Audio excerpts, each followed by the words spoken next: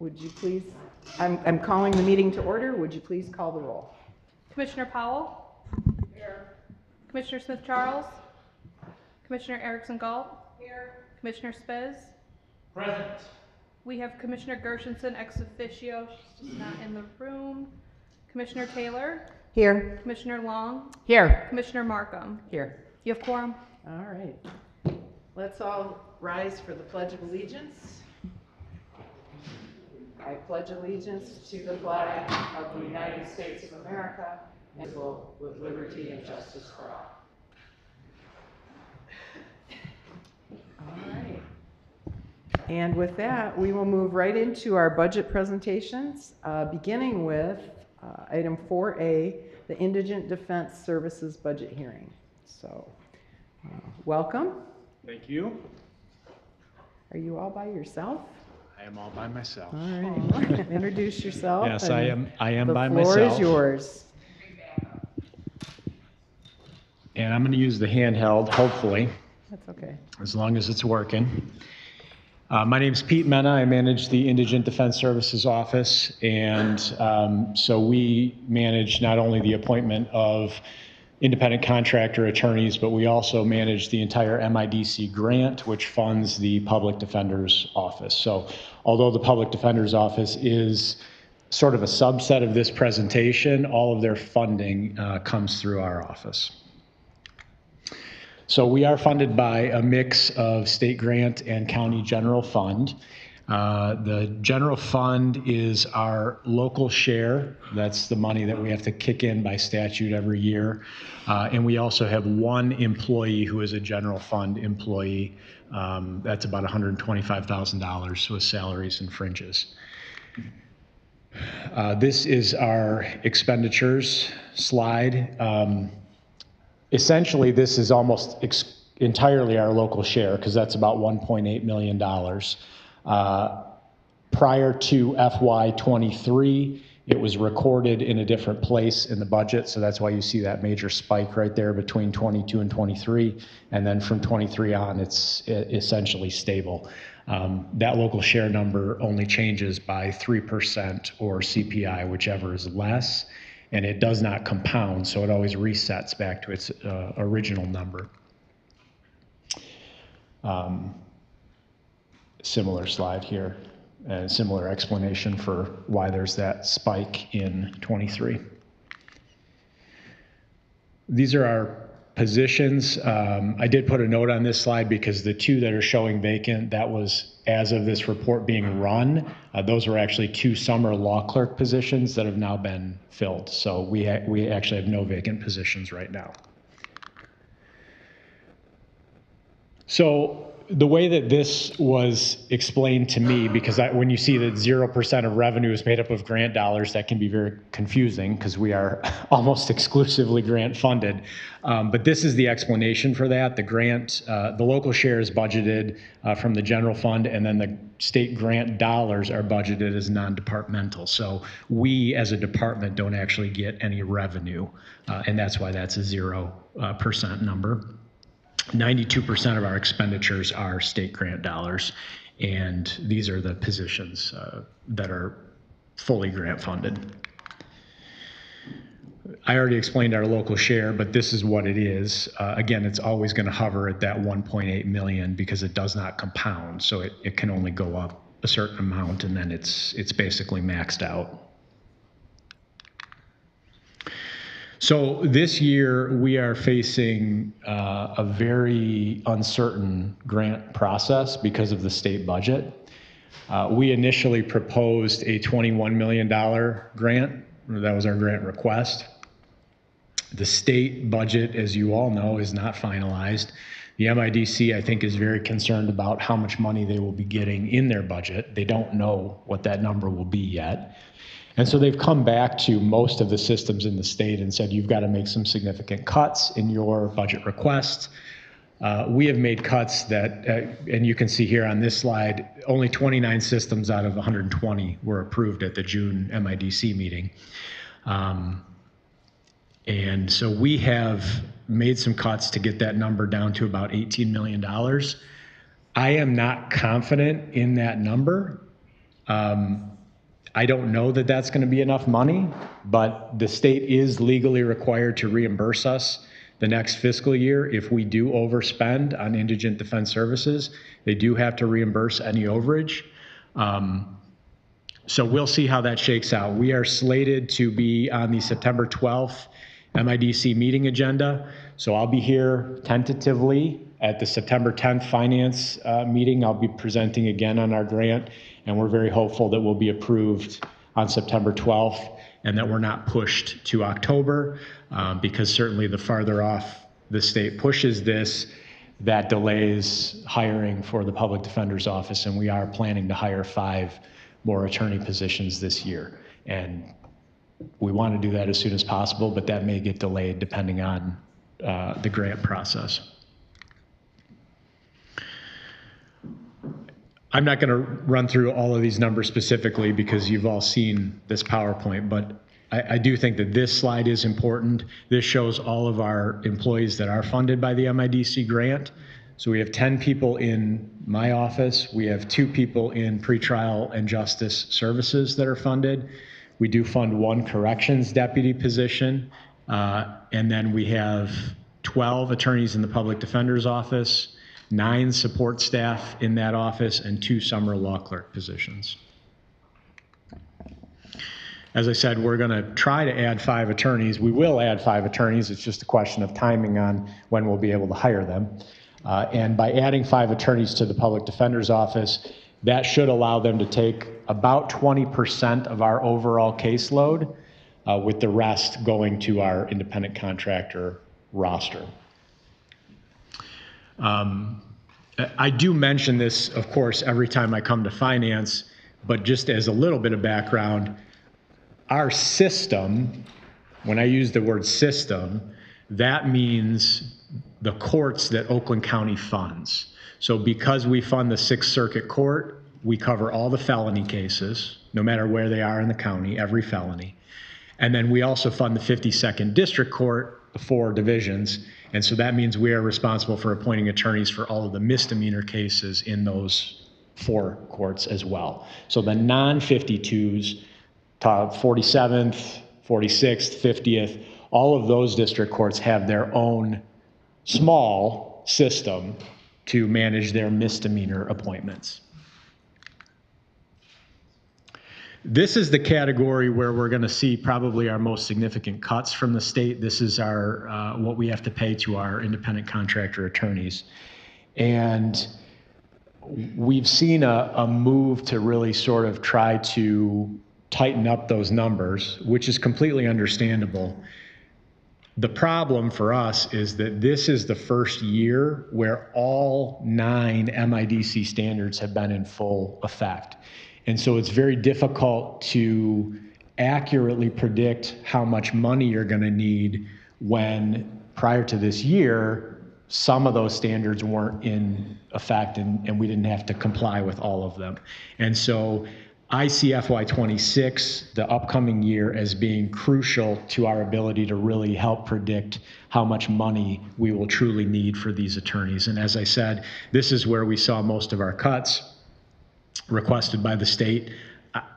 I hope that the cuts that they're going to ask us to make work out. But certainly if they don't, we'll be seeking reimbursement for overspending in FY27. These are the hourly rates. I've shown these before as well, and you've all seen this slide, but these are consistent with the rates paid in Wayne County and Macomb County. This slide is our felony case appointment data, and really I included this slide in the next couple slides just to kind of give you a sense of what the criminal caseload looks like in our system. So these are the felony appointments made by our office by month. You can see how that fluctuates up and down, but in general, we've seen coming out of COVID, that number has gotten higher. That is confirmed if you look at the overall circuit court caseload. So these next 2 slides are circuit court numbers, but approximately 80% of these cases would have appointed attorneys by our office. Approximately 80%, yes. Yeah. And so you can see coming out of COVID how that number and the yellow, I'm sorry, the light green bar is the new case filings. And so you can see it sort of trending down, and then COVID hit, and now it's trending back up again. And this is our misdemeanor caseload in the 52nd District Court. So these are all appointed cases. These are all cases handled by misdemeanor attorneys. A couple other budget categories. We do pay for experts and investigators when appointed attorneys need expert or investigator assistance. And you can see our proposed budget for that.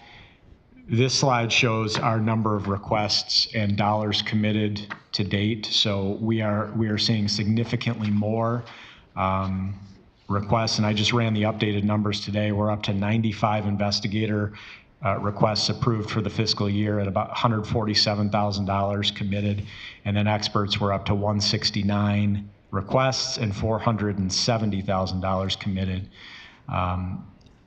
This is a really good thing when you see this number going up, because that means that more and more attorneys are recognizing the need to get investigators and experts on their cases. And that was something that was, frankly, pretty non-existent before the last couple of years. And we've seen people have a lot of success in either case mitigation, case resolution, or actually finding exculpatory evidence showing that their client did not actually commit the crime that they were charged with by this increased use of experts and investigators. So I'm really pleased to see that number go up and continue to go up.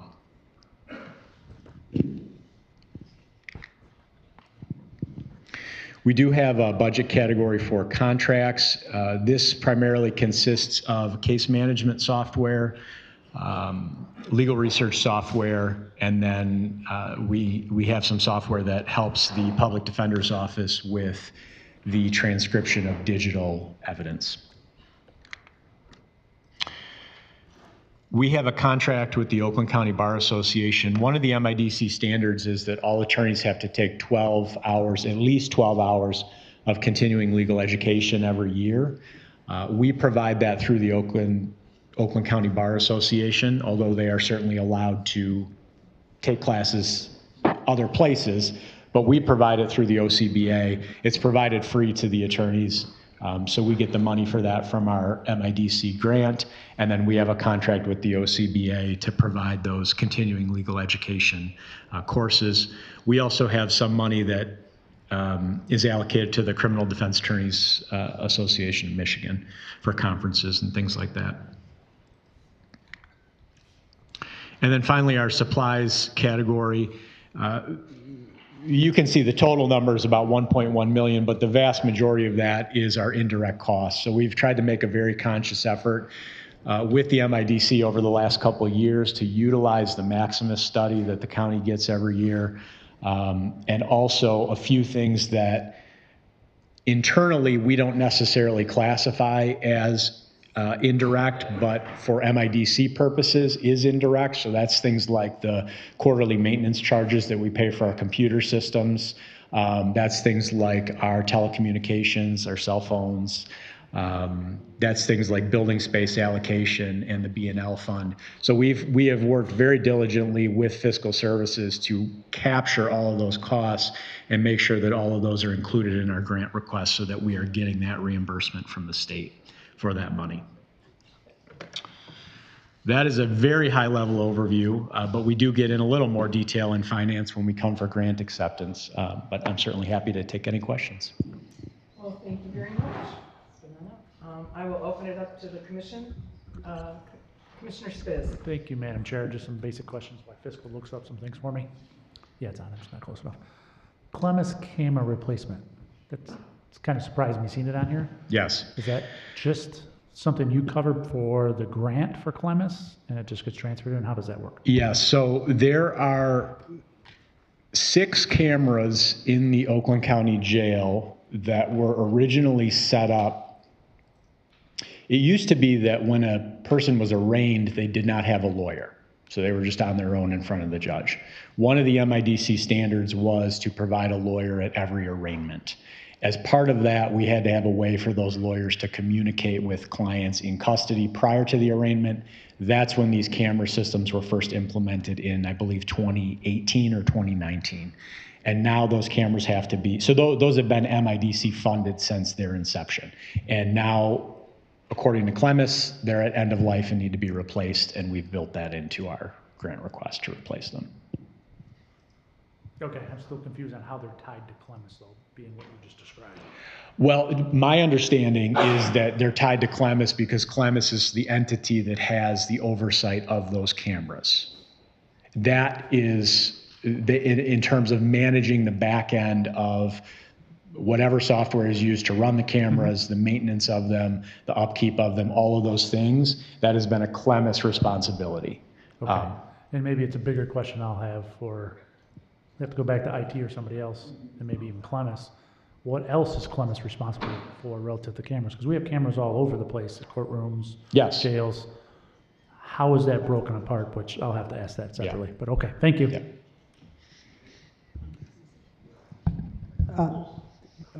Commissioner Gershenson? Thank you. I'm curious, Cheryl gone? I'm curious about the attorney fees that you pay, how they relate to our probate court fees of attorneys we pay, and I don't need it right this second, but I'm just curious about that. Yeah. I'll Well, have somebody pull that I- schedule together for you Sure. of those different payments based on the different areas. Yeah, and I do know that the juvenile attorney fees, the court has made a significant effort last year and into this year at increasing those to make them equivalent to our hourly rates. Probate, as far as I know, probate hasn't quite caught up with that yet. Do you have any difficulty attracting attorneys to your work?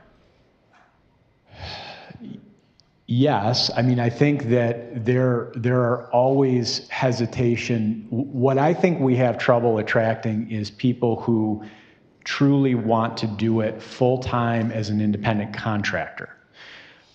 One of the benefits to building up a public defender's office is that there are a significant group of people, new law school grads and even experienced lawyers, who say, you know what, I really want the camaraderie and the institutional wisdom that can be provided from an internal employee office. And we get a lot of great candidates for internal positions. I think for contractors, we get people who want to do the work somewhat, but they don't necessarily want to do it as a 40 to 50 hour a week job. Sure, I get that. Thanks, Steve. Yeah. And I will say, I mean, we are fortunate, and I've watched all of the budget hearings, so I know the court's concerns in that regard. We are certainly fortunate enough where the adult criminal process got to a breaking point over 50 years where the state said, we have to step in and fix this. And we have the luxury of having state funding to pay these higher rates. There are breaking points in other areas as well, and they just haven't quite caught up. Got it. Thank you. Anybody else?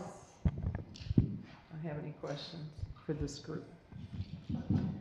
I do, you are paying more than we were a couple of years ago. Yes. I know there was a concerted effort to really get the rates up. Yes. And do you think that has helped? Absolutely.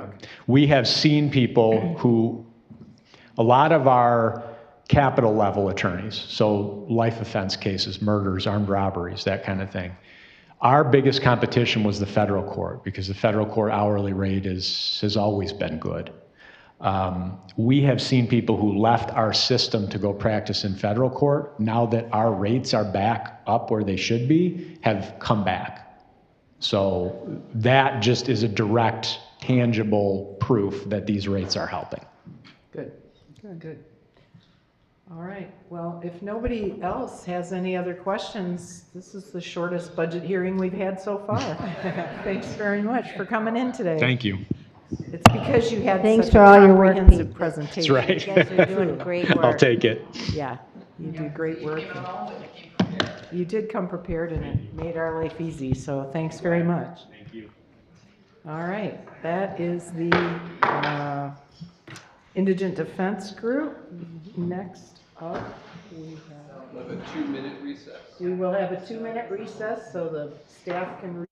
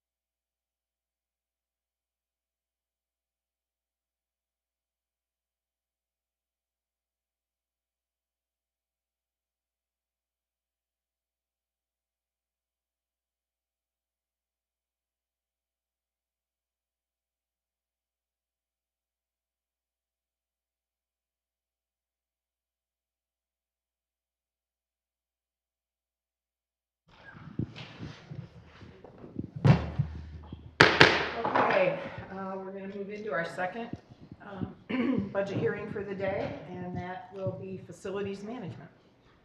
And the floor is yours. So introduce yourself and the folks you brought with you. Yes, I brought a lot of folks with me. I'm Ed Joss. I'm the Director of Facilities Management. Our department is very large, over 200 people. We're responsible for a lot of things. We have 4 divisions, and that's why I have a lot of people here with me today that can help answer questions. I have up front here Todd Burkle, our Manager of Support Services, Joe Murphy, our Manager of Maintenance and Operations, Stephanie Hunt, our Budget Guru, she's the Supervisor of Admin Services, Misty Rates is our Manager of Capital Planning and Design, and then the leader of our 4th division is Jennifer Hansen-Pisak over here. I also have Jill Diliberti, our Energy Manager, and then we have all of our chiefs here in the back, in the seating back here. So with that, I mentioned that we're a large group responsible for a lot of things. We manage, I believe, 14 budgets, which equate to about $70 million. And that does not include any projects that we bond for. So with that, I mentioned that Stephanie Hunt is our budget person that everything funnels through, and so I'm going to turn this over to her to lead us through these slides.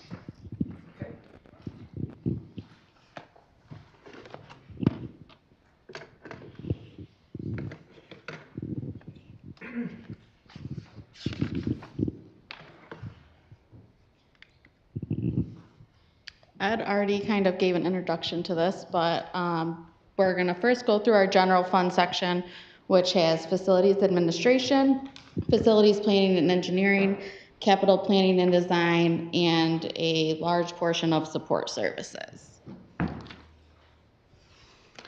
So this first slide goes over our revenues budgeted versus actual. You will notice that revenue started to kick in 22. That is because that is when support services joined our department. Prior to that, we did not have any revenue on our general fund side of things. You will also notice that there was a large change in 23 with our amended budget, and that is related to EV charging stations and a grant that was received during that time. Our departmental revenues, you'll notice that our main source of revenue is charges for services. Again, that comes from the support services division, and there's a small portion that comes from the auction, again, within support services. Departmental expenditures, budget versus actual, you're going to notice that there's a change this year, and that is because we have requested an actual operating budget for our capital planning and design division, which was new last year, and there was no budget allocated to them at that time.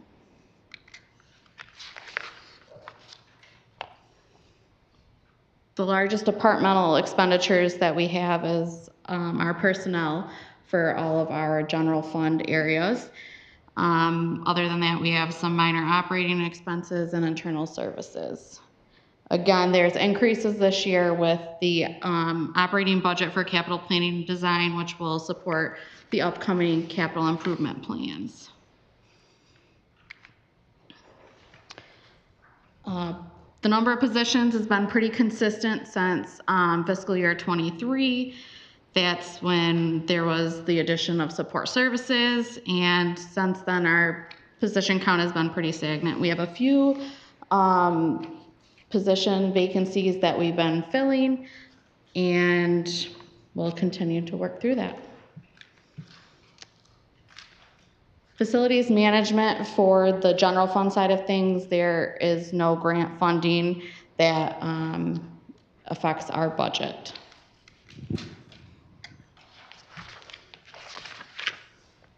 Now moving on to facilities maintenance and operations, which is a proprietary fund. You'll notice that there were some increases in 25 and again in 26. These changes were due to the calculations for our square footage rates.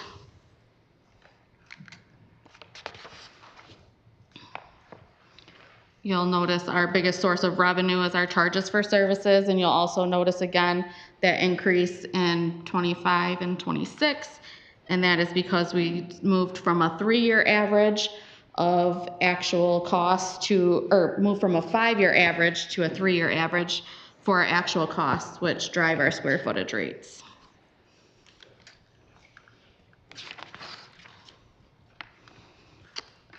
We did have an increase in our expenditures due to the increase of cost of supplies for our vendors and also for performing additional work in-house.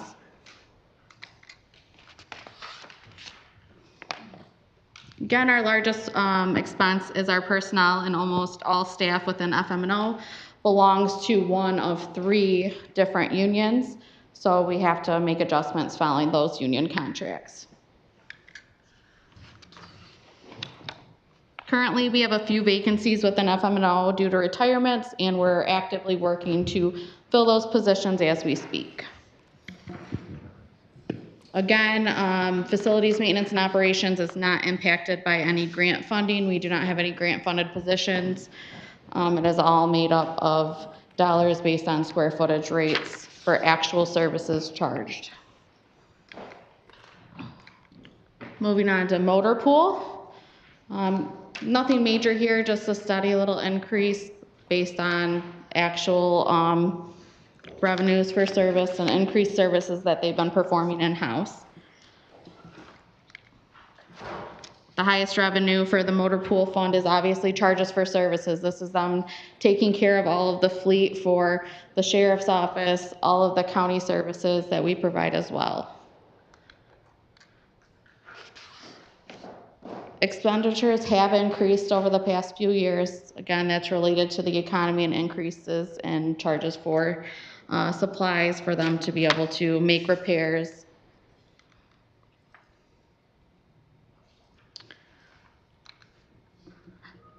The largest expense for the motor pool area is the operating expenses, which is made up of things like gasoline, insurance, parts and accessories, as well as indirect costs.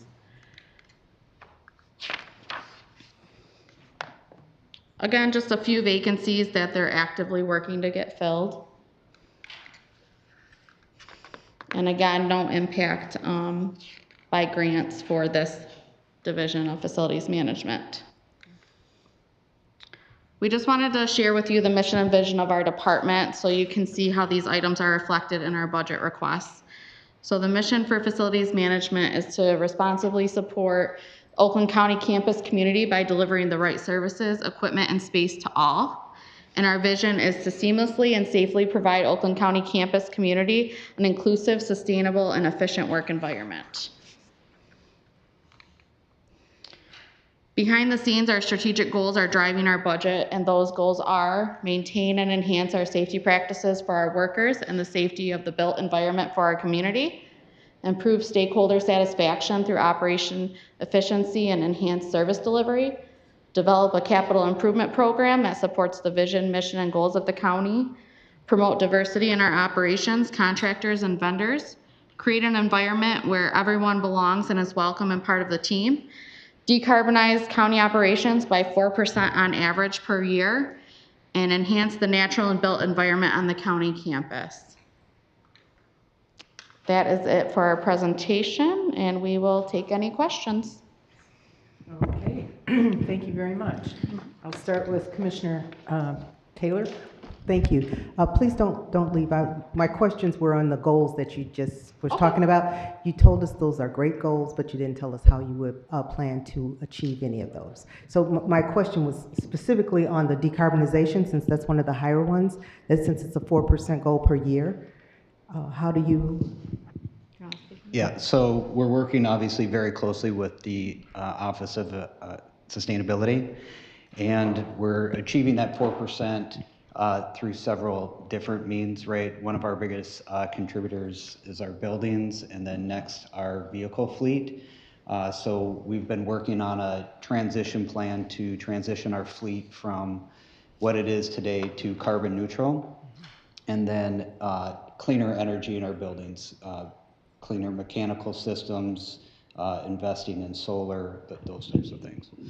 I wanted to highlight that because I heard you speak on that once before, and you were very, very proud of what you guys were doing. So I wanted everyone to hear that from you. The other one is the stakeholder piece.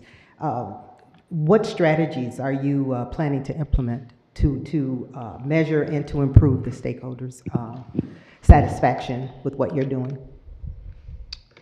All right, so improve stakeholder satisfaction. So several things. Again, we're a very large department responsible for a lot of things. So in each area, we're looking at different things.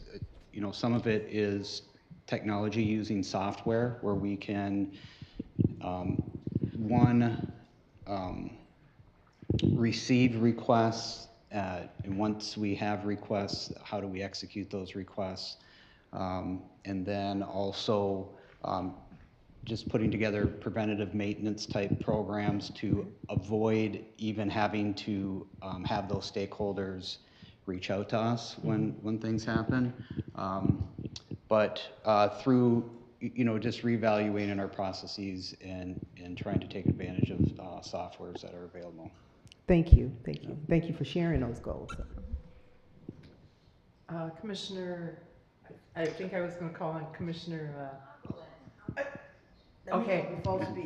Commissioner Spiz, you can go next. Commissioner Spitz, we'll Well, go back and thank you, forth. Madam Chair. I just wanted to build off what Commissioner Taylor was asking, a couple things, because you touched on it.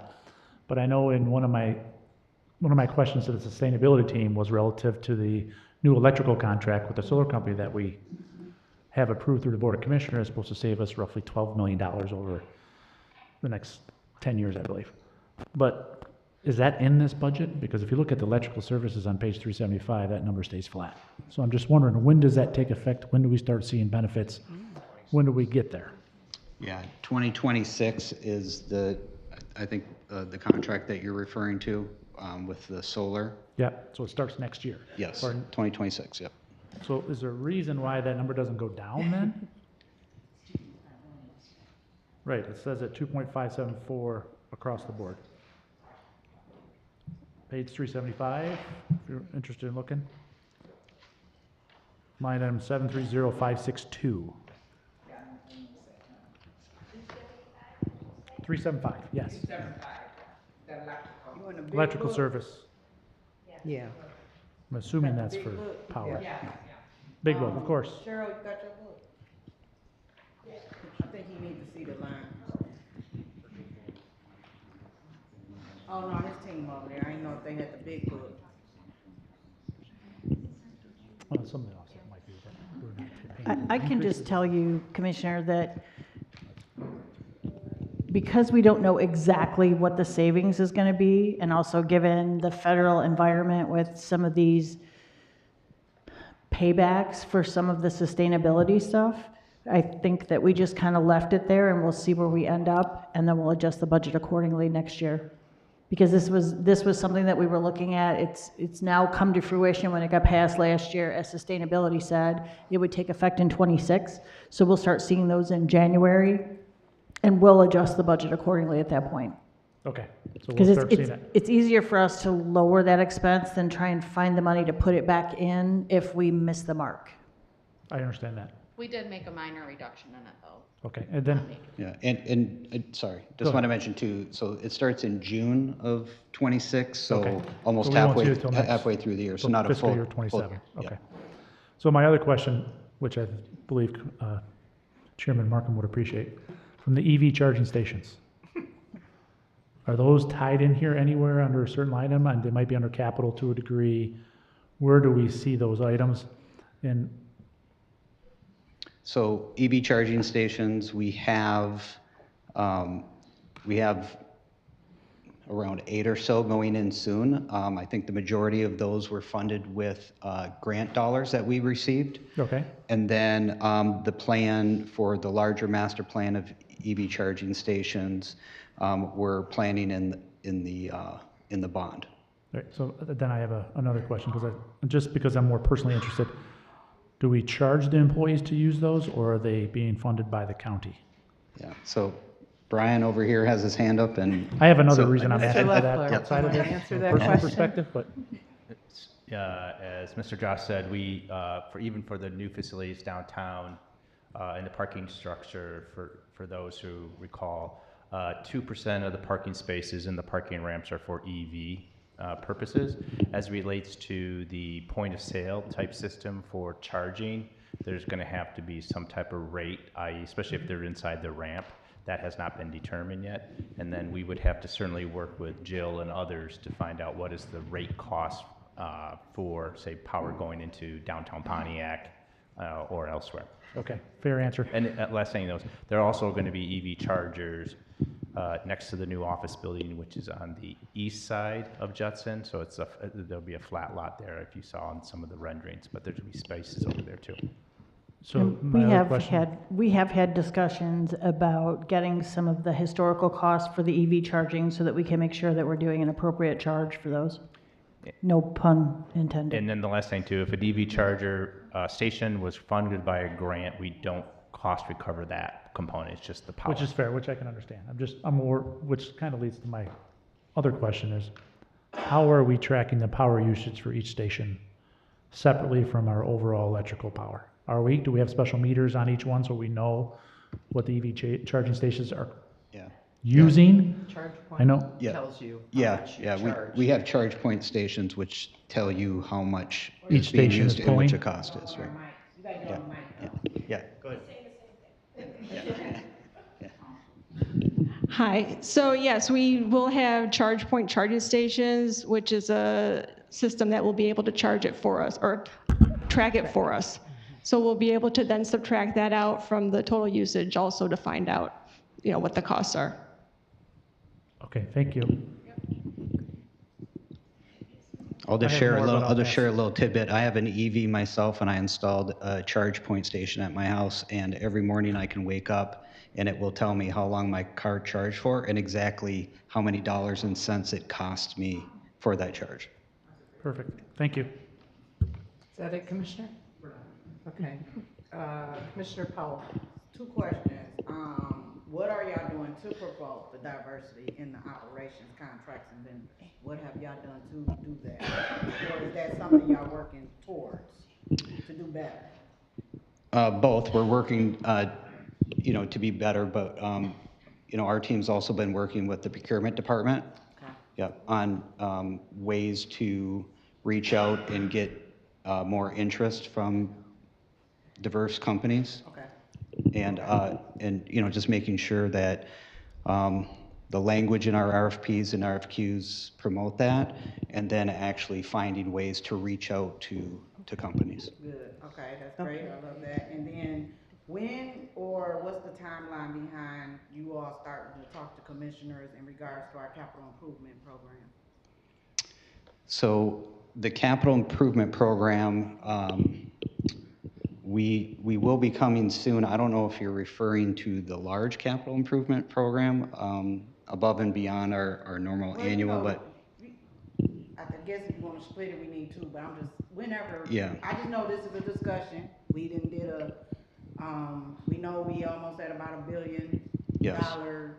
capital improvement, and I don't know how y'all dicing that up, but Yep. I just know we eventually got to start having these conversations, and I was just wondering, when can we forecast that? And if you don't know, you just don't know right now, and I'm okay with that. Yeah, I knew Brian would have his hand up, because Okay. So I was just trying to see, like, when he's keeping me things start updated on the coming timing, for us so. that- Yeah. Yep. So Leffler, you want See? to jump in? Okay, I talk closer, sorry. if I just. It was on. Everybody, my mic was on. Brian? Yes, Commissioner, so the CIP that Mr. Joss was referring to is that's going to be coming to the board in October. In terms of the plan of like a Gantt chart of what's going to be phased in when working with Misty and her team. And then also how does the county pay for that Okay, CIP plan? all right, thank you, I was just wondering. Is that it, Commissioner? Yep, that's it for me, thank you, Chair. Commissioner Long? Thank you, Madam Chair. So my question is on page 375, the big book, under the line item 531458, professional services. It looks like we adopted the 237,000 for 25, and the amended budget moving forward is 177,000. What professional services do we use in that line item? What would be included in that? Did you say 375? Yeah, 375. It's a professional service line item 731458. And I realize it went down a little, but I just wonder what is included in that for that 177,600. What kind of professional services does facilities management use? So that's under FMO. What is included in that line item? Yep, so that is the professional services line item for our FM&O division. And so we'll utilize annual contracts with HVAC contractors, for instance, to prepare for replacements or upgrades or any maintenance we need to do on any of our systems. All right, so that falls under that? Yes. Okay, all right, thank you. Is that it, Commissioner? Yes, right now, yeah, thank you. Okay, Commissioner Gershenson. So you mentioned revenues. Give me some examples of revenues. For what side? Well, you mentioned it quite a bit. Okay, well, let's talk about all of them then. Where's your revenue coming from? When you added professional Charges services. to who? Who's paying them? I mean, I don't, Yeah, you want to go ahead and for explain that? what services? So Todd's going to speak to the motor pool That side of it. sounds good. Hi, Todd. And support How are you doing today? Good. Yeah, the motor pool fund, we actually bill back the departments. We depreciate the vehicles to the departments after they're purchased. And we also charge a maintenance fee of 20 cents per mile. So that you see a pretty sizable amount of revenue coming into the motor pool fund. And over half of that is through the sheriff's office, and probably another 25% is from WRC. So who bought the cars in the beginning, in the first place? The motor pool fund The did. motor pool buys them, and then you, We depreciate them back to the departments presently. okay, thank you, I see that. So the motor pool refers to all the vehicles, Yes, all 924 of them. and has that number gone down since, over the last few years? Well, I can say that it's remained kind of steady, but I can tell you since like 2012, the fleet has grown close to 300 vehicles, and all but 2 were in the sheriff's office in WRC.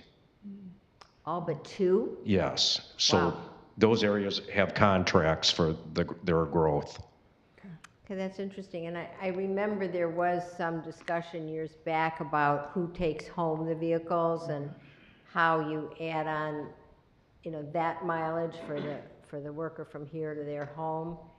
Do vehicles still go home for the majority? Yes, there is some, and probably in another month, we will be giving you your annual report to the Board of Commissioners, and that will have the overnight vehicles flagged on the report. And those that are not work-type vehicles, they're 1099 for tax purposes. Who's your liaison, which is your liaison committee? Pardon me? Which committee do you report to? EDI. EDI, okay, well, that helps me because I'm not on it, so I don't feel quite so stupid asking these questions. But it'll go to the whole board, the report. Yeah, I got it. And then, Ed, just so you know, we are really short of charging stations here. I mean, we have, just amongst the commissioners, we don't have enough for us for sure.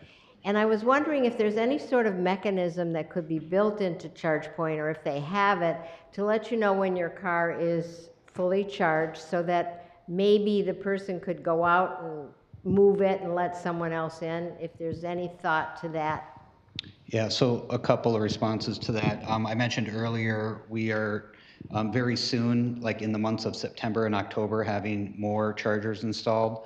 Right. I believe there's going to be 4 here at the courthouse, 1 over at Public Works. Eventually, we're going to get 1 down at Southfield Health. So we're working on finally getting them in. And then I know that with the charging, if you have the app on your phone that connects to the charger, it does notify you.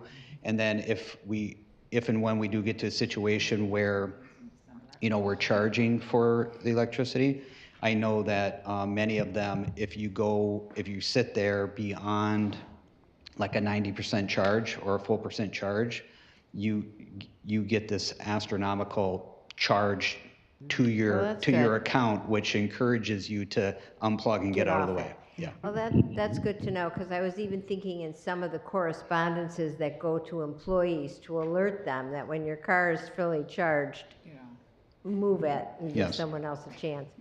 And then, Ed, there's going to be a ton of vacancies in the county, and there are a lot of ideas floating around about how to fill them.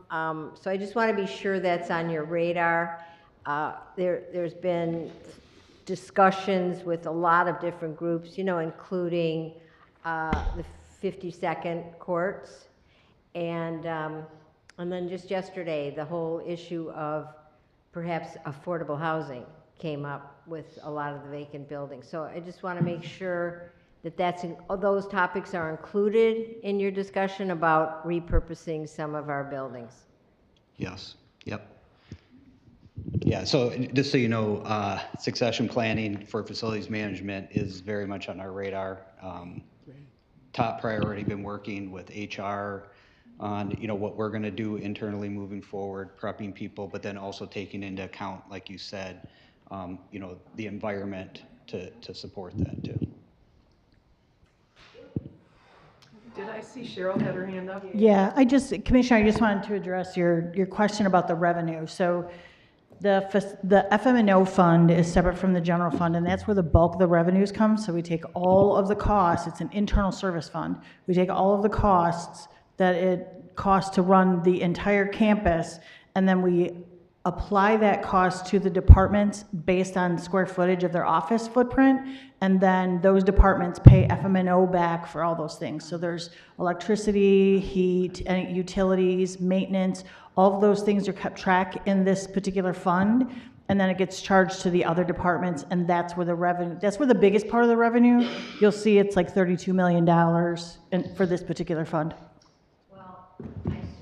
I certainly hope you have a detailed person that's doing all those equations, because that sounds... There's a team of us that Okay. actually kind of work through that. We work with Stephanie and then the budget team and myself. So we're all looking at that, and those are the things that we were talking about earlier in the budget hearings. We were talking about how we were doing some of those building space allocations. So we're using some of the GIS information to make sure that we're tracking the building space appropriately, and then as we get ready to move, we're gonna have to really just revamp that whole entire process, and we know that's coming, and we've been looking forward in doing those things. Yeah, that was the 3-year look back actual cost that Stephanie referred to earlier. Yep. And could you speak a little louder? Sorry, I was just mentioning, Stephanie mentioned earlier the actual cost for the past 3 years. That's what we use and average out, and that's what we bill to the departments. Commissioner Spiz. Thank you, Madam Chair. Final question. Page 220, professional services, $1.2 million ad for next year and then 2 years after that.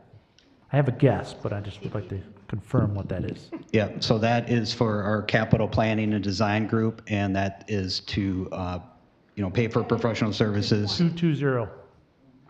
To prepare for some of the upcoming bond projects.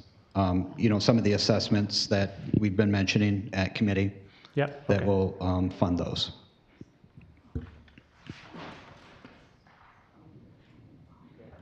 Yep, I'm all set. Thank you. Okay, is that it, Commissioner? Yes. Okay. Anybody over on this side have any questions? I think we're all looking forward to all the work that's going to happen this year between understanding what's going on the campus and where we're going with the buildings here, and the Pontiac project, and how the funding rolls out and all of that. So we're going to have a busy year in front of us. I think we'll be seeing you guys probably monthly. A lot, yeah. Thank you. Thank you for that. We're excited about it too. Obviously, these are things that we've been talking about for a long time, and we're really looking forward to start moving forward on them. Good. Thank you. Any last minute fiscal, you guys have anything you want to add? We're all good? Okay, well, thanks for coming in. Thanks for being so prepared. And we're going to take about a 10-minute break before we start up the third.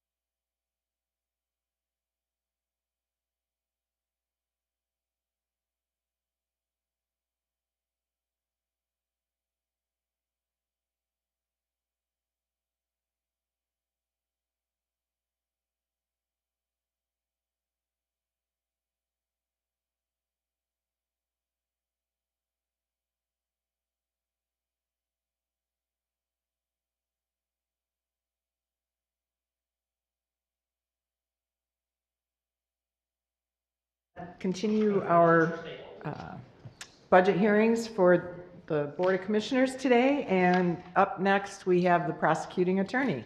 So if you would go ahead and introduce yourself and the team that you brought with you, and then the floor is yours.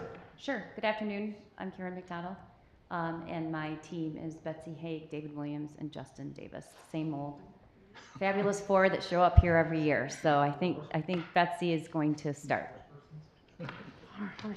That seems so ominous. Good afternoon. I am Betsy Haig. I'm the Chief of Administration in the Oakland County Prosecutor's Office. I have the pleasure of walking through the beginning slides of our presentation, which, of course, were prepared with great help from our friends in fiscal, specifically Tucci, who's our new analyst, who we have enjoyed working with. Betsy, can you just make sure you're real close to the mic, or use the handheld, but we're having a little trouble with sound in here today. Oh, I've never had anyone say they couldn't hear me. Okay, so it's my pleasure to introduce our first slides. First being here the revenue budget versus actual. I would note we have two major grants in our office. One is the Crime Victims' Rights Grant, and then we have a grant in our Family Support Division, which are both state grants. Those are really the only revenue that our office generates. We're not unfortunately, no surprise, I don't think we're not a money-making business. It's our job to keep the public safe here in Oakland County. But we do stay on budget. We have been at or under budget every year that the prosecutor has served, and that's reflected in this first slide. Again, our revenue reflected and broken out by year, indicating we have our major grant is our grant for our Family Support Division, which is a 70% match from the state. We pay approximately 40%, 70% from the state, 30% from the county, covering the work that division does to get benefits for children who receive state aid. These are our expenditures, and noting that from November 30th of 2021, we did, after the Oxford incident, receive a large amount of funding from the county through an MR. That did include positions as well as emergency assistance for our office. However, that did sunset last year, and we did return to the county the positions that we were allocated as part of that, addressing that incident.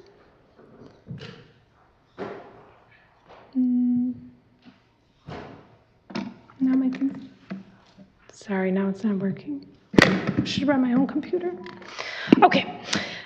Here is our adapted versus. You can see the effect that COVID had here with the big dips in the different expenditures for internal services.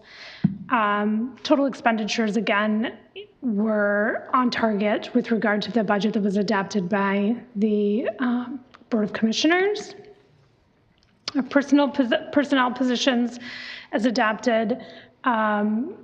We have, over the course of Prosecutor McDonald's tenure, increased our request with regard to positions, noting that the prior prosecutor, who had been in office since 2008, had not in fact requested or received many of the positions that were needed to bring our county to the place that it should be. So that's something that we have very diligently worked on over the last 5 years. However, we've done that with a very keen eye towards the fact that we are stewards of the taxpayers' dollars, and always very respectful of the money that we've been given, which I think is reflected in our ability to stay within or under our budget.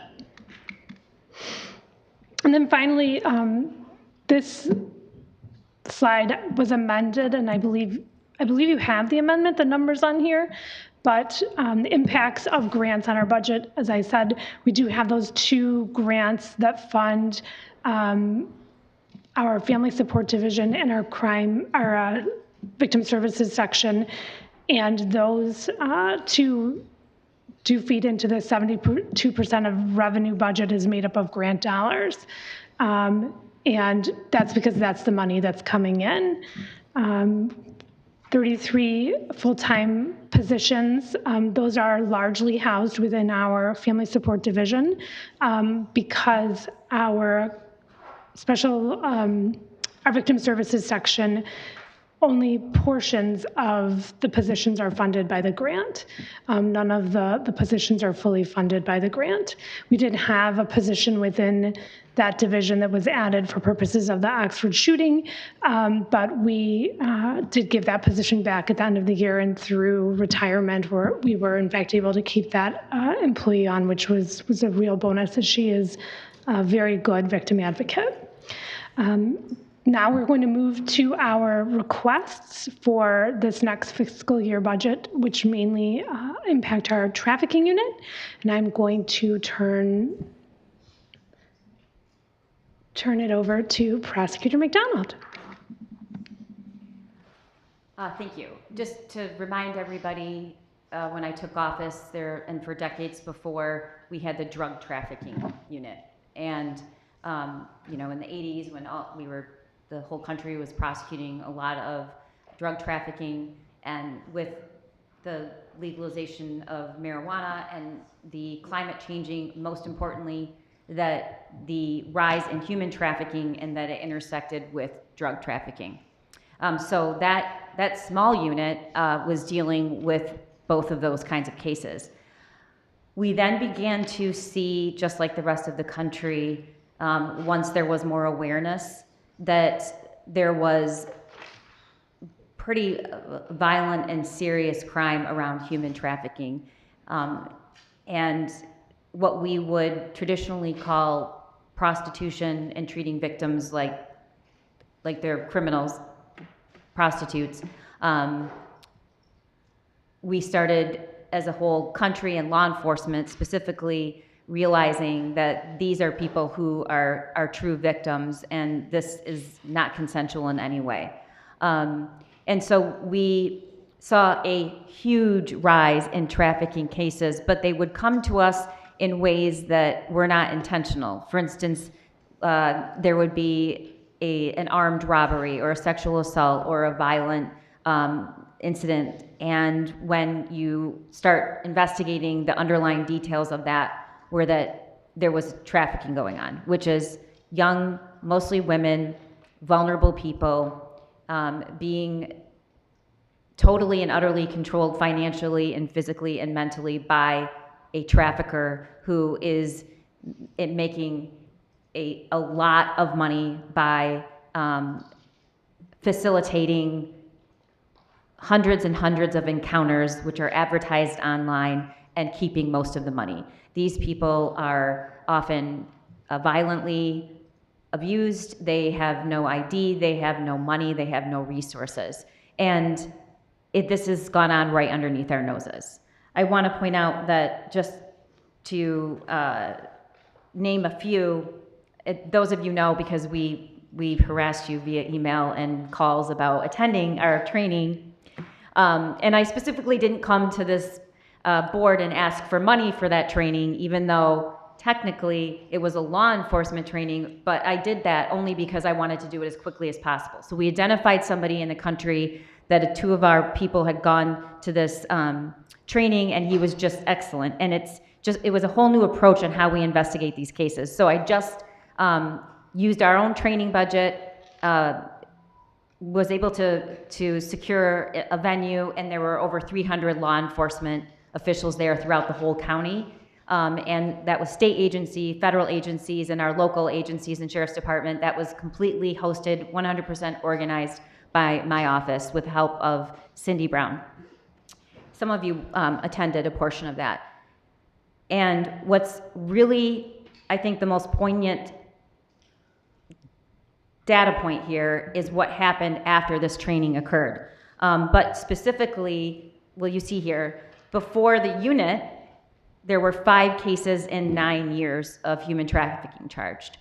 Once we formed the unit, there were 39 cases in 4 years, and after our training, there were 31 cases in 10 months. To name just a few of these, shortly after the training, we now had investigators and law enforcement officials who knew how to investigate. And the biggest difference here is that they no longer showed up and asked the question like, do you consent to this? Are you willingly taking yes? And then that was the end of it. That was the end of it. There was no other investigation, and we didn't prosecute or even investigate the demand side. If there's no quote unquote John, which is what we traditionally call people who use these services, then there's no money to be made, right? That is also a violation of the law, and it's not a victimless crime. So it was a complete shift in how we go about encountering victims. And I will tell you that in my almost 30 years in this business, it is probably the most difficult cases that we prosecute. It's far more complicated than even a domestic violence case where somebody has been, a victim for years and years and years and can't come forward. It's much more difficult than that. It usually takes a couple, sometimes several touches with law enforcement and developing trusted relationships so that these trafficking victims will come forward and testify. But just to name, I just have a few examples. In Farmington Hills, after our training, they began investigating an unlicensed massage parlor operation, and they uncovered multiple victims, some who could not speak English, effectively imprisoned by their traffickers. They were made to live in the massage parlor and work 12 or more hours a day, 7 days a week, for little to no pay. And because of our expanded unit, these traffickers were charged, and their victims have an opportunity to reclaim their lives. These were people who were coming into the country. Many of them were not legally here. Obviously, those establishments are not meant for housing. They didn't have even a way to get into the world and get to a grocery store. So these massage parlors that people sort of just, gaze over and think, well, these are people that are voluntarily agreeing to this sort of practice, but they're not. It's not a victimless crime. And I think it's the first ever charge, for sure, in our county, and I'm not aware of any other charge actually in the state. And we were able to charge not just trafficking, but also we charged a financial crime where we couldn't, with one of the owners, charge trafficking. Look, this is not only a public safety issue. These are not establishments people want in their community. And we've sort of ignored that. We've just sort of looked the other way for years. And it's also a perfect example of human trafficking and labor trafficking, which we are prepared and trained to prosecute both. Just recently, there was a call in Southfield to a local motel where many of these crimes are taking place, again, right under our noses. And officers responded to a victim it was an assault and battery call, a domestic call. And through that training and investigative work, they discovered this was a trafficking victim. And where you investigate and charge and prosecute and convict one trafficker, that is literally saving countless victims, countless victims. So one of my pet peeves is reading slides to people. I think it's a complete waste of time, and you actually have the slide. So we'll kind of just skim through these, but the support needed on a trafficking case is like no other. And we use our investigators and our paralegals to use law enforcement tools, because much of this is advertised and sold online in all different sites. And they shut down and then a new one pops up. So now to our ask. Every year I come here and I ask for more paralegal positions.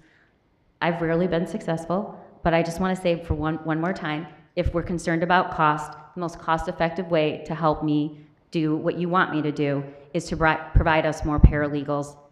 It's not an official ask here. because we sort of know that that has not been welcome.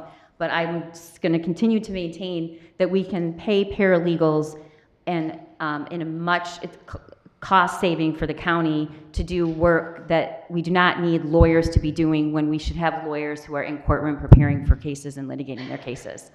Paying a lawyer to go through hundreds of pages of discovery does not make sense for anybody. And every year I come and I ask for paralegals, and I'm going to continue to say it, because if you care about cost, then you'll give us paralegal positions. So we are asking for a paralegal position. And I want to make sure everybody knows, here's what a paralegal does in my office. They could do anything from responding to discovery requests. And again, this is compiling digital material and sometimes actual paper, which we've, for the most part, gotten away from, and corresponding with the defense attorney, working with law enforcement to categorize and organize the evidence that we do have. They prepare and organize for the lawyer. It's not just administrative work, but it is the backbone of it is administrative, but you need somebody who specializes in knowing what they're looking at, right?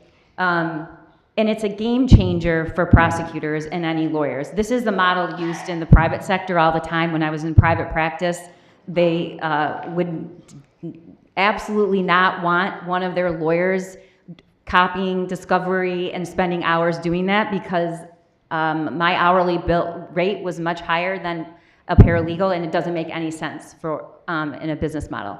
And prosecutors need that kind of help so that they don't spend hours and hours and hours late at night preparing for trial because they're putting exhibits together, right? We want them to be preparing with victims and witnesses and preparing for their arguments. And so our paralegals in the trafficking, which is hopefully going to be a division, not a unit or section, are largely assisting in what still needs to be done on investigative to complete the case and getting it ready, but they're also dealing with mountains and mountains of digital evidence and deciding what should be evidence and what not and what shouldn't, and also making sure that we comply with full disclosure and discovery. Did I miss anything that a paralegal would be doing that I've? No. Yes, they'll help with initiating to response to pleadings and making it very easy for the lawyer to do that, because that's all the time when you're dealing with motion practice on top of your other docket. So we're asking for another paralegal. And then I know everybody in this room knows Cindy Brown. She is a true public servant, a champion, and one of the hardest working people in my office. She works as a section leader at the moment, not a chief. She has her own caseload, and she manages a division, plus works with our trafficking unit and all the other investigations around narcotics, and they're doing search warrants, and she is the hardest working. And what's worse about that, the bad thing about it is that she isn't paid what a chief is. All the other divisions have chiefs. She's a section leader, because one of my goals for the last few years has been to make the trafficking unit an actual division so she can be a chief of a real division, because unfortunately the demand is there and we need attention to this. Section leader gets $0. It's a title, but they're paid like a principal attorney. So David is reminding me that a section leader does not get any more compensation. They're paid in the regular pay scale. They just get a title. But for those of you who know what that means you're rewarded for being really good and doing good work, but you're not paid for it. So no one wants that here. I don't. And I'd sure like to go back and tell Cindy that I finally did what I set out to do. So. Commissioner Powell has a question. Yes. Y'all know I get straight to the point. What is your budget for all of these? Like, what's the amounts? What you asking? What does it equivalent to? And if you don't have it now, you can send it to us so we can review this. But everybody in here know I'm a champion for this prosecutor's attorney and the work that goes on in there. And at the end of the day, if we don't supply our departments how they need for positive outcomes, we can't get mad when stuff don't get done. No department in our county can operate if they are slighted staff. We talked about this. So I thank you. And then I want to know, you said that you've asked us for something and we didn't get Paralegals. something. So I want to ask our finance team, what was the issue of that and why she couldn't get a paralegal? So we hear that, but Well, I don't want to open up the can of worms, although I'm sure that's what I did. Well, no, But in the last several times we presented, I've had for paralegal positions, which would then actually eliminate our need for more lawyers. And so, but I really, today, I'm focused on the chief position and another paralegal, which would then create another lawyer position because Cindy's role then would be open and somebody, not me, has the actual number. okay, so I'll retract my question to the finance team, but with those two positions that you're talking about, what is the funding amounts? We want to know amounts. Those two, I believe it's $460,000 For for the two For positions. those two positions? Yes. Okay. If I can just briefly just give a tiny bit of background on this, the Human Trafficking Task Force, as you know, stepped forward and said we need to do something, we need to find funding, and we've worked with county fiscal to find funds for a position. It's right now it's a sunset Yep. position. Lenny's been Absolutely. Commissioner Taylor has told us about that. Absolutely. We also looked at, Karen, listen, pardon me, the prosecutor has always said we need to make the best use of our resources. We can't have attorneys standing at broken copiers. So when we got there, we got new technology. We made sure we're working more efficiently. We're not working with paper files. But as part of that, we do need to get people who can support the people in those positions and not have to add attorney positions. We've been very, very judicious about that. No, I've been this round in budget hearings, I've been very, very happy that a lot of our departments have been at least just letting us know, like what the needs, and then we know our wonderful finance team got to go figure it out, but they have been helpful in helping us understand what's going on and why y'all can or why y'all can't. That's what they've been doing. And then graciously, Mr. Leffler has also been trying to locate, especially if commissioners say this is something we want to kind of support, they have been reluctantly helping to figure this out with us. So that's why I just wanted to know numbers. One other thing we did that the prosecutor said is they needed another investigator in the trafficking unit. And she said, before we ask the board for that, and by the way, we're not asking for that, she said, do we have an investigator who is doing work that could be done by a process server or a support staff person? She said, let's move someone from another division who's not doing investigator level work and bring them to the trafficking unit. And that's what we did. So we had an original I'm glad request. you said that because I totally just wouldn't have even mentioned that. But that is important for the board to know.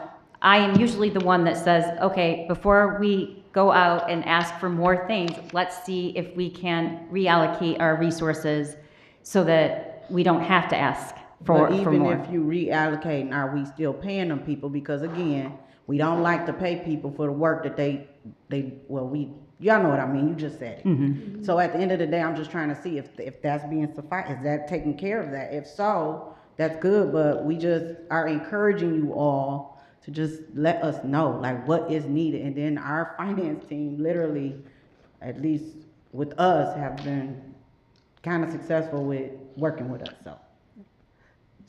Now, I don't know what y'all experiences is with them, but at least when we go to them, this is what the conversations has been. But I'll yield, thank you, I just wanted to get that number so we all hear the number I she think asked for. our With the experience two. this year with the finance team has been excellent. Thank you. Good. Did you have anything else, Commissioner? No, that was it, thank you. Okay. Madam Prosecutor, do you have anything you want to add, or I'll open it up to the rest of the commissioners? I'm looking at my team to make sure I didn't miss anything, but no. I'm sure we'll have more questions. I see Commissioner Smith-Charles has her hand up. Yeah, thanks. So that last slide, our need, I guess I'm not following, working with who is BOCHTTF? That's us? Human trafficking. BOC though. Yeah, the Board of Commissioners Human Trafficking Task Force. Okay, stay with me. The last bullet point says the BOC task force and the CE join in the request.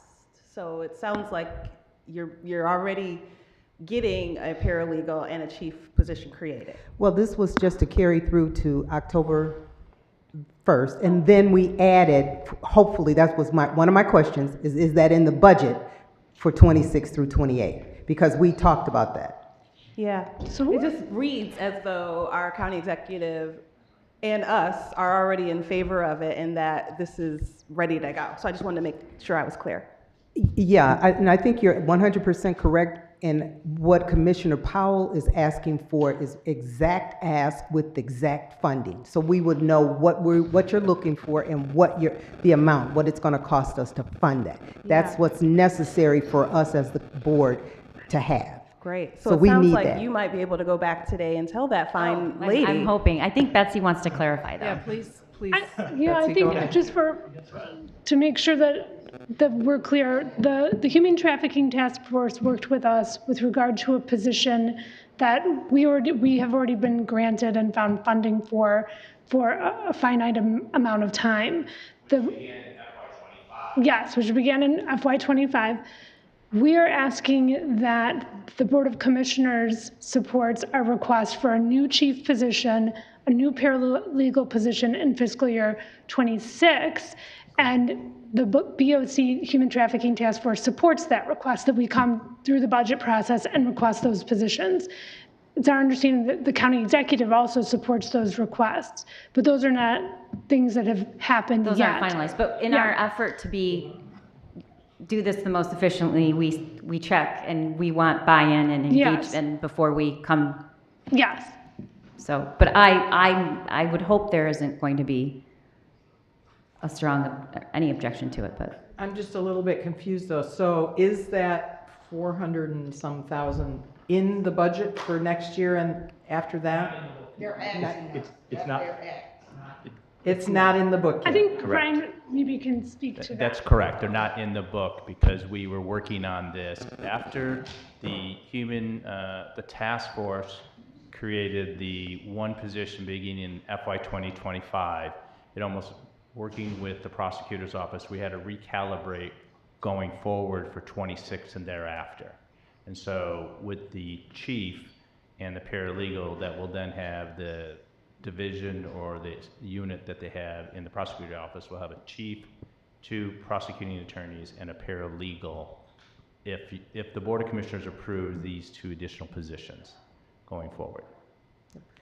And just so, And then, and this is the other thing though too, is just for references that, we were very supportive of saying, hey, if you need positions right now, go ahead and use your vacancies.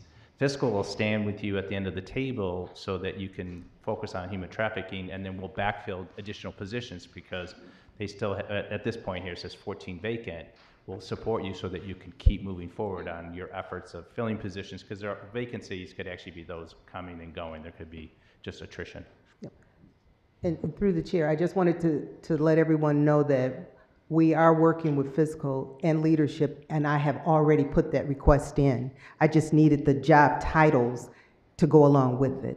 So that request is and will be reviewed before the board and then presented. So we need to work with fiscal and our leadership, but we have that request is already been submitted. And as far as the vacancies, I'm not sure we're at 14 today, but if we are, those are not paralegal or chief positions that we have. They are mainly support staff, some assistant prosecutors, but we are working very diligently. We have interviews actually almost every other day to fill those spots because they are so crucial to the other divisions within our office. Every single division within our office, the APs they have are the number that they need, and we're working diligently to fill those. So I see our board chair has joined us. I love a process question. So I just want to underscore the prosecutor has been very clear. The team's been very clear. This is what they want. Commissioner Taylor eloquently talked about has the support. We're moving forward. Not in the budget book. The maturation of all of this hadn't been finalized for the July 1 submission of it. It will be an amendment, part of budget wrap up. It's happening. So there's been a lot of conversation. So we're not, there's not a conversation debating, is it needed? Is there support for it? Are we going to do it? When we do budget wrap up, it'll be an amendment that will codify the funding for these positions. Yes. Good? Great. Okay. Thank you. Thank you. All right. more questions for the prosecutor? Thank you so much. Mr. Chair, you're welcome to come back with, problem solved anytime you care to.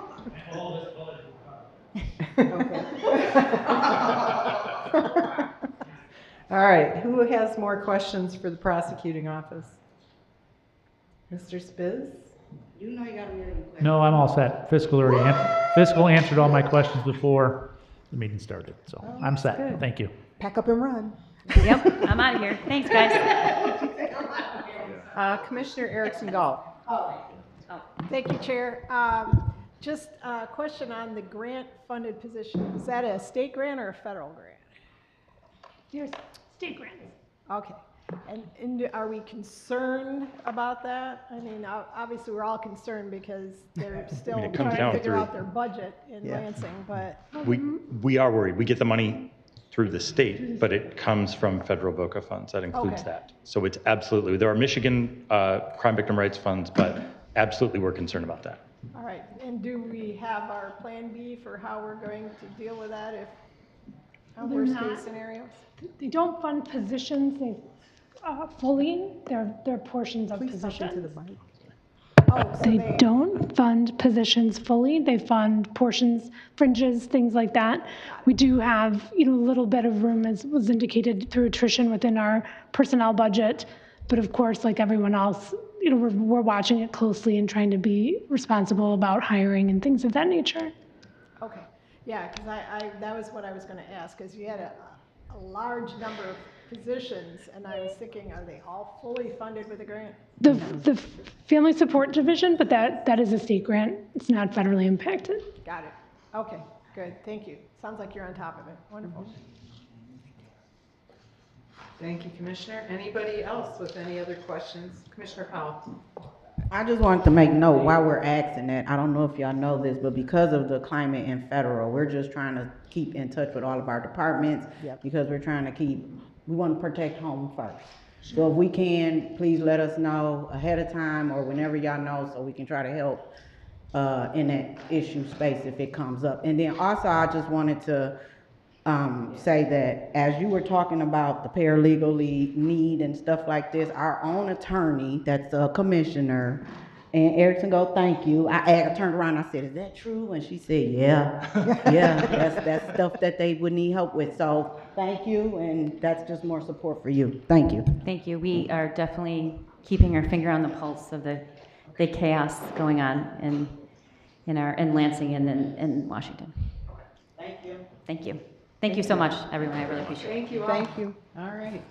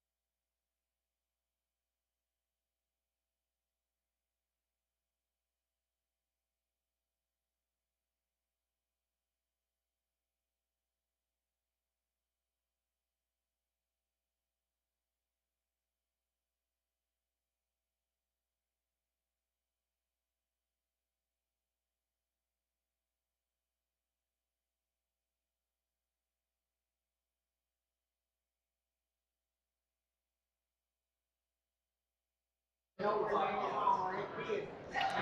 right. Okay, everybody, we're going to get going here on our fourth and final budget hearing for the day. Our very important, very interesting legal counsel, corporation counsel. Please introduce yourself and who you brought with you, and then the floor is yours. Good afternoon. Solon Phillips, Corporation Counsel, brought with me my Deputy Corporation Counsel, Aaron Thomas, and our Risk Management Director, Diana McBroom. And not sure that this is going to be the most interesting presentation for you because we're pretty cut and dry, pretty straightforward, but it was our goal in doing this to make it as easy and straightforward for you as possible. So hopefully we're able to accomplish that today. So of course we are a non-revenue generating department. Quite honestly, we have people and we have technology. What we've tried to do with our people is to get them to work more efficiently and more effectively in the system that we have. We are constantly seeking technology upgrades to help us be more efficient in the practice of law. You know, I think the changes that we've had in terms of our budget over the years are by and large just a product of trying to stay competitive salary-wise. I think that that's very important in that we want to be able to try to retain the talent that we have. We have a very talented group of lawyers and support staff. Just by the numbers, we have roughly 16 attorneys, 9 support staff. You know, I've at points in my career been at the City of Detroit as well as Wayne County's law department, and in that context, we are much smaller than those law departments, but yet I'm not convinced that our workload and the volume that we handle is any less. So that's a credit to the team that I'm able to lead and their capabilities, and that they are very skilled and very passionate about what they do. You may notice in the fiscal year 2024, there was a difference between the actuals and the amended number. That's just a byproduct of some items that I think there was just kind of a bit of miscommunication between HR and fiscal in a couple of instances. And in another instance, we are responsible for paying for Laserfiche licenses for those clients that we serve to be able to submit what we call requests for legal assistance. So that is the formal way of the commission or the sheriff or even the prosecutor asking for our help. And so in order to be able to do that, you have to have a Laserfiche license, which the department corp counsel pays for. Over the last several years, we've had an uptick in the number of licenses we've had to provide, which is actually a good thing. And it's a good thing because it means that we're getting more requests for assistance, which means that we're able to hopefully engage with folks before they have problems. And even if they don't, we're able to get in and be able to help them. And so those would be the things of note relative to the delta between FY24 amended and actuals. This is just an additional breakdown, again, demonstrating that, you know, we have personnel. Our operating expenses relate to having the ability to complete legal research and other technology platforms of that nature. Internal services would be our office space and the things that we need to actually do our work from the physical footprint standpoint. And that is primarily our budget. All right. Risk management. Oh, I'm sorry, there are questions for me? No, I don't think so. All right, I don't know how to work this clicker. Let's go to All the- right, great. Right here. All right. Good afternoon, everybody. Hi. So risk management oversees the Building and Liability Fund, also called Building and Liability Insurance, which is a little bit of a misnomer because we do much more than just insurance.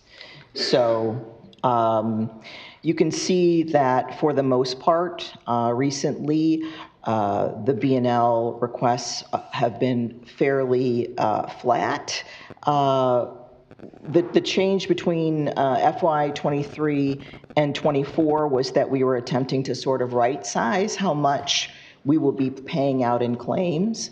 One of the things that we do with the B&L fund is we have created an allocation scheme that sort of allocates the revenue back from those departments that tend to use the fund more. So that is one reason why we try to estimate how much will be going out in the coming years.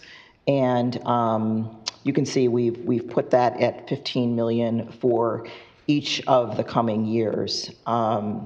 We've had, I would say on the claims side, some significant and unusual claims that have occurred. And we expect in the next few years to be significant payouts for those claims. The revenues, you know, I'm never very good at this. We get a lot of, Pam is really my wizard over there, Pam Barrow at Fiscal, so I appreciate her deeply and want that on the record. You know, we do charge back from, we do certain chargebacks from various departments for insurance premiums and things like that. And then our expenditures versus actuals, you can see the actuals have been quite a bit higher over those last years because, frankly, the B&L fund was at the end of the year always in a deficit. So that's, again, the reason we had these increased requests for 24, 25, and 26 was to sort of right-size the B&L a bit. Our expenditures in terms of personnel, you know, are relatively, I think, even at this juncture. I do have one position open still, but for the most part, you know, I don't have any personnel requests. I don't have any significant budget requests for the team at this time. And there we go with the various positions. If you look, I think the vacant positions reflect some, and I could be wrong on this, so I just want to be really clear, that there are 2 PTNE emergency positions that remain open, and I do have 1 full-time position open, so that's perhaps in the vacant positions as well. 0 grants. All of our money comes from other departments. And that's all I have. All right. Thank you very much. Okay. And I will open it up to the commissioners at this point, starting with Commissioner Taylor. Thank you. I do have a quick question. Given that your 2024 budget, you had overages due to allocations, what have you put in place to prevent that from happening for 26 going forward? So we've had a very intentional conversation with budget, or with with management and budget about 2 things. One was what happens in a situation where the position has been budgeted to be hired in at a certain salary grade, but it actually, the hiring ends up being at a higher level than that salary grade. We've talked about the need for basically better communication between HR and management and budget, and how we can assist them in facilitating that communication. The second overage occurred because during the UAW negotiations with our bargaining unit, they received county-issued cell phones, and that information was not communicated to management and budget. And so it still had to be paid for. It was something that we had agreed to. So I'm hoping going forward, Commissioner, and I apologize to have my back turned to you. Oh, that's okay. That in the future we won't have those same sort of miscommunications. We're still looking for a solution relative to the department, Corp Counsel, paying for the Laserfiche licenses. We've suggested that maybe the departments that need the licenses pay for them, but that's an ongoing conversation. Okay. But otherwise, trust me when I tell you, we do everything humanly possible to stay within our means. Okay, thank you. And one other question. What? Did you have something you wanted to add? I just want to be clear. Use the mic. That's okay. Commissioner, were you asking about the building and liability fund or Corp Council's budget? She was asking our Corp. Oh, you were, okay. I missed. Okay, yeah. I do have a question. What matrix are you using to evaluate effectiveness between inside council versus outside council? So that's a good question. A lot of times, Commissioner, it's a capacity issue. Okay. Right? We need to have the capacity to do a couple of things, the most important of which is to be able to address and handle those routine things that come into our office as a result of operating government. The other piece is we sometimes have matters that, if I only have 16 attorneys, I can't afford to have one or two or several tied up on something that could go for years, right? And so, there may be a certain expertise that we need, but it's definitely not a situation of a lack of skill set. It's more capacity. Sometimes we are in situations where the parties that we are fighting against are bringing in the big guns, if you will, and so we want to match that with an equally as large gun. Okay. In terms of the BNL, and we shouldn't assume that you understand what that is. That's basically the fund that we use to defend cases, to pay the outside counsel that defend us in those cases, and also to facilitate settlements or in a situation where we've been found legally liable, we use that fund to pay out money. And so it fluctuates every year. The thing that we try to communicate to our clients is that there's a premium on good decision-making. And, a lot of times at the point where it comes to Corp Counsel, unfortunately, something's gone wrong. Right? So we're very proactive in our approach in terms of engaging Corp Counsel early to help with the decision-making process. And sometimes bad outcomes are inevitable, but if that is the case, at least we can be prepared to deal with it. Okay. The longer something is allowed to grow, the harder we have to work to figure out, A, what happened, and B, how we can remedy the situation. Thank you. Yep. That's all I have right now. Okay. Anybody else? Commissioner Smith-Charles? Thank you, Madam Chair.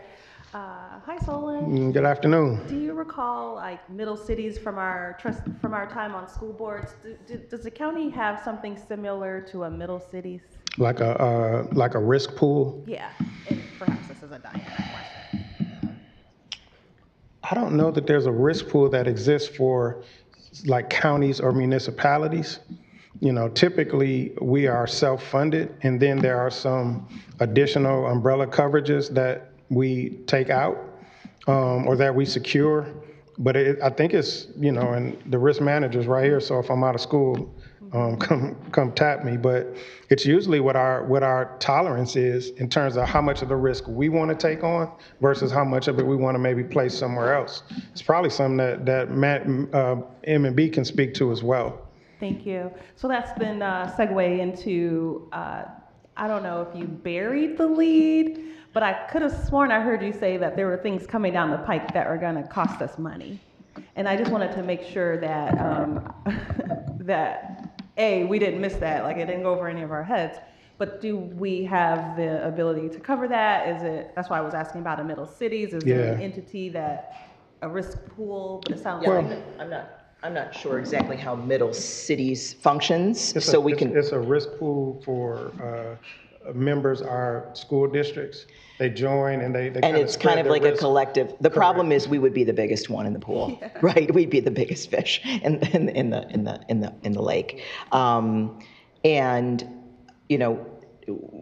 Corp Counsel has done an excellent job of tracking all of the claims that are out there, and we are constantly updating what we see as potential liability, what we see as potential for any given claim, what we see as potential defense costs for any given claim. So we have excellent quarterly reports that Corp Counsel prepares for our excess insurers all the time. We do have insurance policies for things like auto accidents and things, but it's a combination of what we call, social inflation, which means settlements and judgments are higher these days than they have been in the past, along with, quite frankly, some pretty unfortunate incidents that have occurred in the last 3 or 4 years. And I think, as Solon said, one of the things that we really impress upon departments that are operating out there is, if you have a question about how,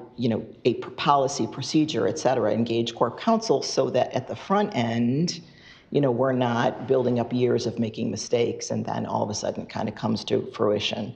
But yes, we do have some significant potential claims out there. One of the things that the Claims Review Committee did, I think the year before last, I can't remember, but is we did put in a provision where I think over $1 million that there is the option to come to this body to make it clear on, what is the claim, if there's a settlement offer, or there's a settlement potential for over $1 million or a judgment, that you all are informed. If I could just expound on that? Sure. If I could just expound on that. So, this is a matter of public record. We have 4 active reverse conviction cases. We meet regularly with the board leadership in terms of the chair and the minority chair, and we provide them with updates on where we are on those cases. We meet frequently with the county executive, particularly when there are developments that warrant us having a conversation. We engage most times in a very active motion practice, where if we can't dispose of the case, we try to narrow the issues. And, again, just to Ms. McBroom's point, being proactive in terms of, if you see something, say something, right? We are very aggressive in terms of scrubbing the invoices that we receive from our outside counsel. We are very aggressive in negotiating the rates that we are willing to pay.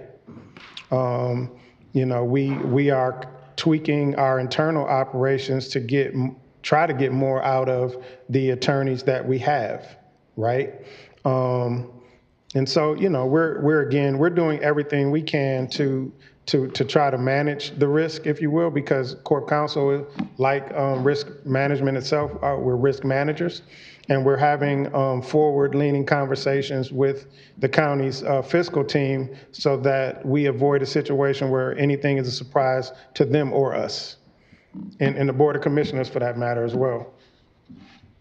I think Cheryl from fiscal has something she Yeah, wants to add. there actually is, the Michigan Municipal League does have a liability and property pool.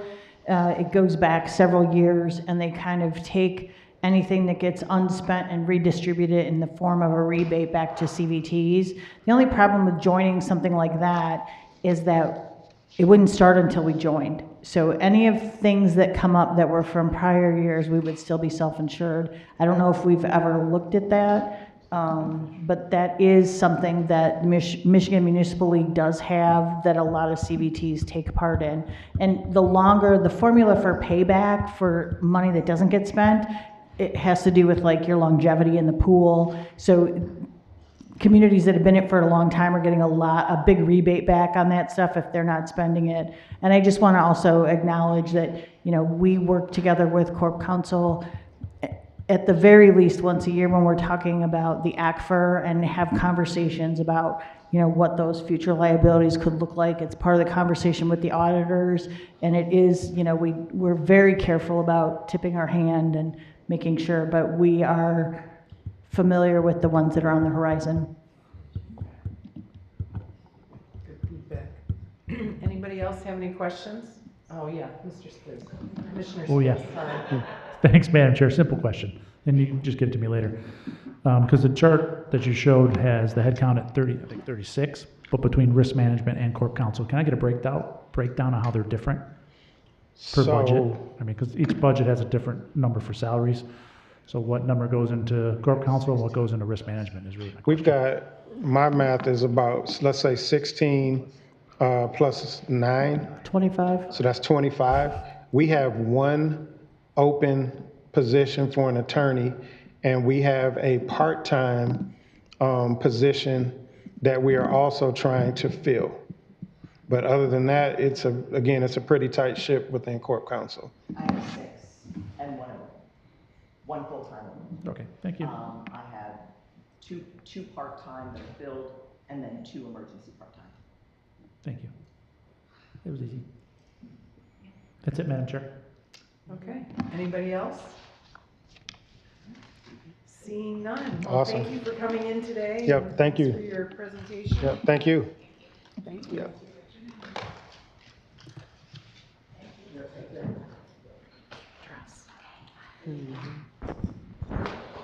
All right.